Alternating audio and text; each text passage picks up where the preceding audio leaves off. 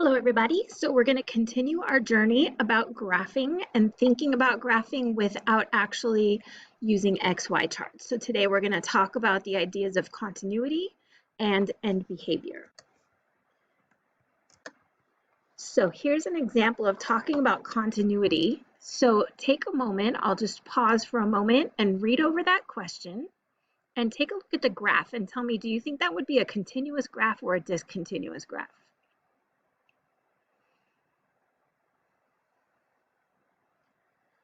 So as you can read down below, it says most graphs that we've studied have been smooth, continuous curves.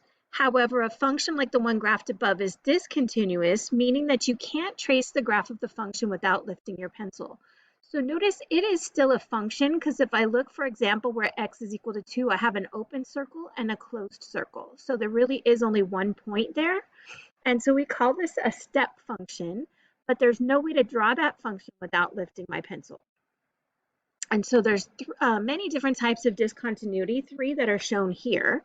And so the first one is called infinite discontinuity. The second is called jump discontinuity, and the third is called point discontinuity. And this is all talking about graphing again. So a discontinuous function, just like we said, is a function that cannot be graphed without lifting your pencil.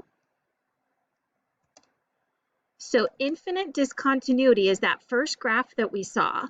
And what that means is, as the absolute value of f of x becomes greater, the absolute value of f of x becomes greater as the graph approaches a given y value. So the reason they want absolute value in there is just so we can say greater. So you might have a situation where they're going in opposite directions, but if I take the absolute value, it's going to go up as well. So in this case, the y-axis is an asymptote. So it doesn't matter how high those y values go, the x value is never going to cross that y-axis. So think of it kind of like as an asymptote.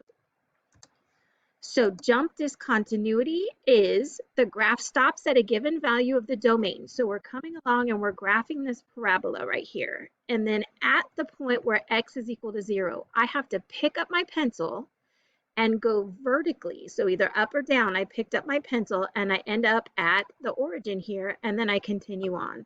So notice that it stops at the same domain value as it starts again. So that's called jump discontinuity. You're jumping your pencil to get to the next point.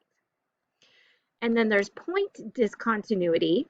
So it's a value in the domain for which the graph is undefined, but otherwise the graph matches up. So if you take a look at this equation here, that's a crazy looking equation, but when we graph it, it's just a line. And what we'll learn later is we can factor that numerator and the x plus 1 is going to cancel, but you could never have the value of x equal -1 in the original graph. So right here at x is equal to -1, we pull out that point. So like every point on the graph is okay except that one point. So sometimes we call that a hole in the graph.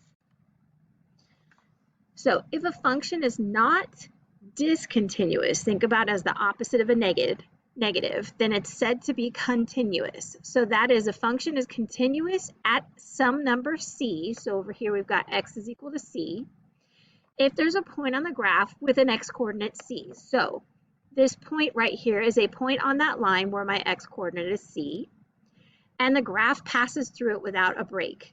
So what that means is as I come from the left, I'm approaching that c value, and as I come from the right, I'm still approaching that c value. So we said that x value is less than c as we go from left to right. That's going to be approaching c from the left. And it says here x value is approaching c, I can't do two things at the same time. All right, so similarly, as we deal with x values greater than c, then we call that coming at c from the right-hand side.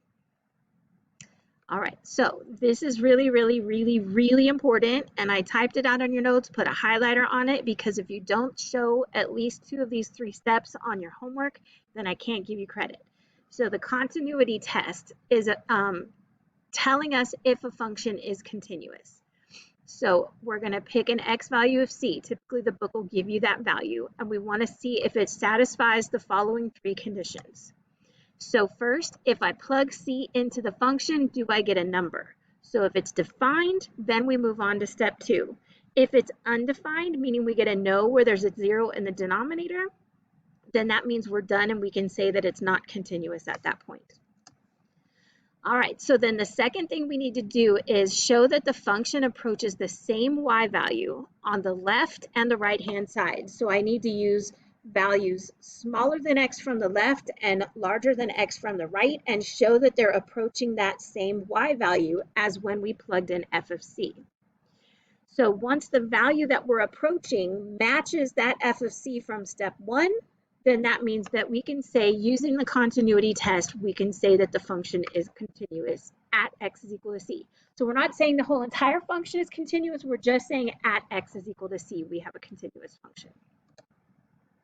So here's an example. The function is 3x squared plus 7, and we're trying to see if it's continuous at x is equal to 1. So the first thing that we need to do is substitute 1 into the function. So if we do 1 squared, we still get 1. 3 times 1 is 3, and then 3 plus 7 gives me 10. So plugging 1 into the function, I get 10. That exists. It's not undefined. I can move on to step 2. So step 2 takes a little bit more time.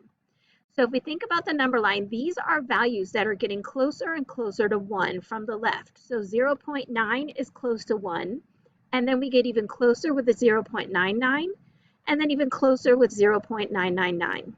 And they already plugged these in for the x in that function up above, and do you see that this is approaching 10 on the right-hand side, which is good news. And then from the left, we want to start out 1/10 away and get closer. And so if you notice, we've got 1.1, and then a lot of people like to put 1.11 next, but notice that's making it bigger and walking it away from 1. So we want to put 1.01 to get it closer.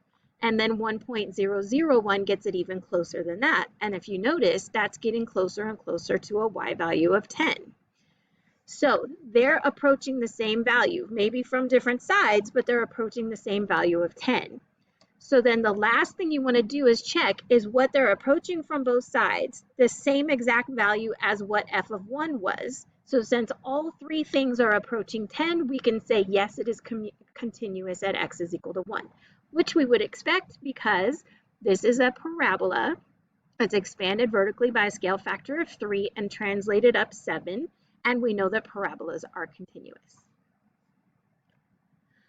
So this next one is a little bit tricky.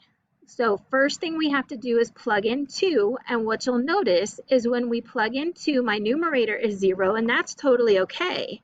But my denominator is also 0, which means that we get 0 over 0, and that is undefined. And once you get undefined, you can stop everything and say, this is not continuous at x equal 2. And so they showed us the graph here. Oops, too far. And do you see that it looks like the graph of a rational function, but at x is equal to 2, we pulled out a point. And that's because if I factor x squared minus 4, I get x plus 2 times x minus 2, and the x minus 2's would cancel. So this would be considered point discontinuity. All right, and then we've got a piecewise function here. So we've got to be careful with our domain values. So if I plug in 1, I've got to make sure that I plug that into the correct domain. So do you see that here, x greater than 1 does not allow me to plug in 1 into that function because my domain value is positive 1. But here it says less than or equal to 1, so that means I've got to plug it into the one that says f of x is equal to x. And so if I do f of 1, I'm going to get it to be x, which happens to be 1. That exists. It's not undefined. I can move on to step 2. And this is where students get messed up. So when I come from the left, same thing, because we picked x equal to 1, we're going to get 0.9, 0.99, and 0.999. But we have to recognize those are x values that are less than 1. So I have to pick the function that is less than 1. That gives me a domain that's less than 1. So all of these are f of x is equal to x. So if you notice, your x and your y's match.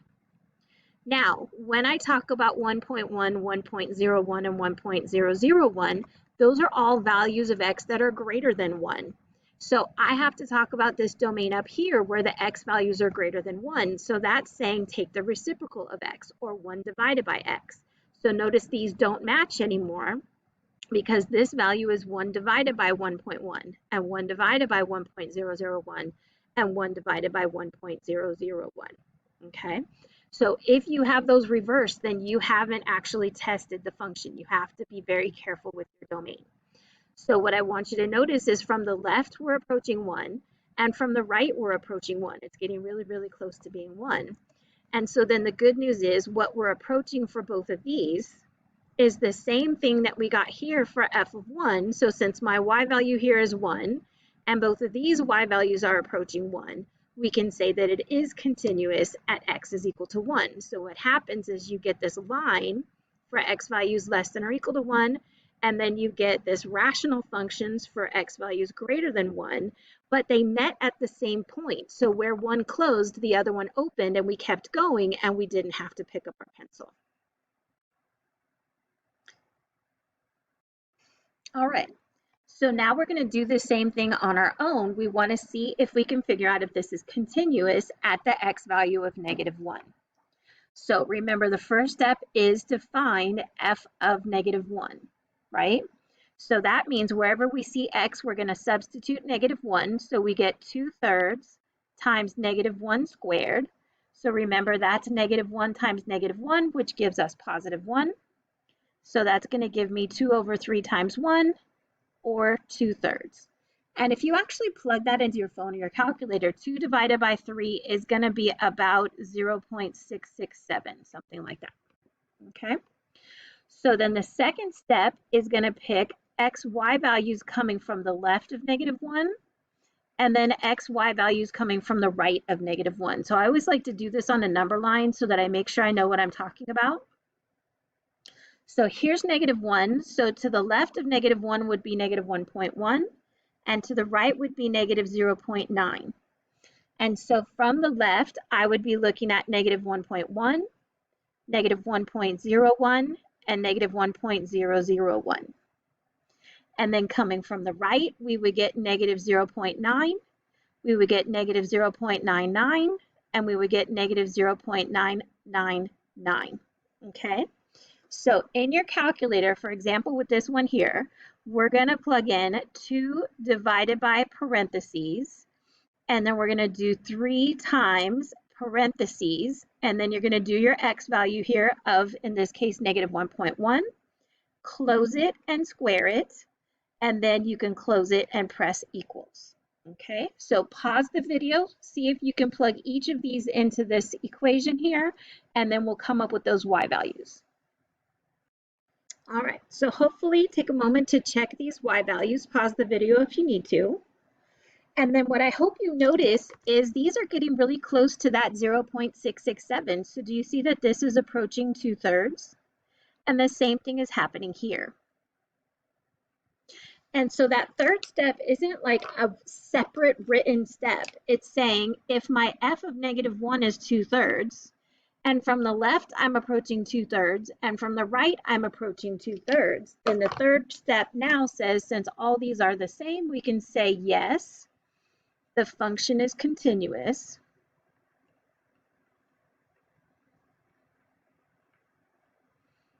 At x is equal to -1.